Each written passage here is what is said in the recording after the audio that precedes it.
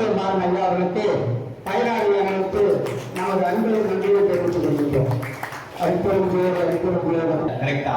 இன்பத்துக்காக தான் ஒவ்வொரு செயல்களும் செய்யணும்.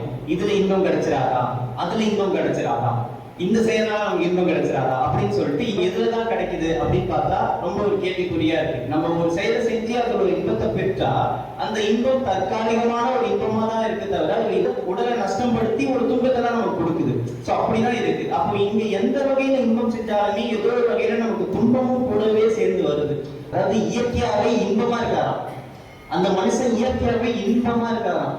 சச்சித்தாந்த சொருப நிலைன்னு சொல்லுவாங்கல்ல, அந்த ஆனந்த நிலையில இயற்கை உண்மையர் என்றும் இயற்கை அறிவினர் என்றும் நித்தியர் என்றும் சத்தியர் என்றும் ஏகர் என்றும் அநேகர் என்றும் ஆதியர் என்றும் அனாதியர் என்றும் உடையவர் என்றும் எல்லாம் வல்லவர் என்றும் எல்லாம் ஆனவர் என்றும் இப்படி சுத்த சன்மார்க்க ஞானிகள் எல்லாமே திருக்குறிப்பு வார்த்தைகள் திருக்குறி பையன் இந்த மாதிரி பேசுறான் அப்படின்னு ஒண்ணு ஆமா அப்படின்னு அவருக்கு ஒரு இன்பம் கிடைக்குது. ரைட்டா? என்ன வெளிப்படுத்திக்கும் போது எனக்கு ஒரு இன்பம் கிடைக்குது.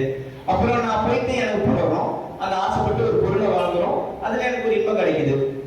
ஆனா அந்த இன்பம் நிரந்தரமா இருக்க போறது இல்லை. பட் ஆனா அது ஒரு அந்த தருணத்துல எனக்கு ஒரு இன்பம் காட்டிக்கிறதே இல்லை, ஆனா இன்பமா இருக்காது. எப்படி? ஆனா நான் மட்டும் என்ன வெளிக்காட்டிக்கிட்டாதான் எனக்கு ஒரு இன்பம் கிடைக்குது. ஆனா ஆண்டவர் அவர் தன்னை வெளிக்காட்டி கோவப்பட மாட்டார், தனிப்பெரும் கருணையா இருக்காரு. அவரு குணமா இருக்காரு, எந்த குணமும் இல்லாம இருக்காரு, ஆனா இன்பமா இருக்காரு. இப்படி நமக்கும் ஆண்டவருக்கும் ஒப்பிட்டு இருக்காரு. நமக்கு ஏதாவது ஒருத்த பற்றினாதான் நமக்கு ஒரு இன்பமே கிடைக்குது. ஆனா அது ஒரு நிரந்தரமான இன்பமே இல்லாம ஒரு ஏகதேசமான ஒரு இன்பமா தான் இருக்கு. அப்படி அதுலதான் தெரிய வந்தது. என்ன தெரிய வருதுன்னா, அவரு அன்புருவா பரசுகமா இருக்காரு. அவர் அன்பா இருக்கிறதுனால இன்பமா இருக்காரு.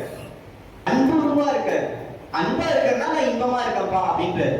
அதாவது வள்ளல் பெருமான் ஒரு பாடல் சொல்றாரு, என்பத்தேற்றவன் அன்பத்தே பாடல். அதை யாரு ஆண்டவர் பார்த்து என்பத்தேற்றவன் என்னோட அப்பனவன் அப்படிங்கிற ஒரு உரிமையோட என்பத்தேற்றவன் அன்ப தேற்று நீ அப்படின்ற தேற்று. அப்படி அன்ப தேற்றி அடுத்த பாயிண்ட் வம்பு மாற்று. வம்புனா வன்மையான குணங்களை விடுறது, தீய குணங்களை விட்டுட்டு மாற்று அன்பு. வன்பு இருக்கிறதுக்கு நம்ம அன்பு செய்யணும். நம்ம உடனே எங்க பிரச்சனை நடக்குதுன்னா போயிட்டா அன்பே இல்லை, அன்பா இருந்தா இன்பமா இருக்கும்.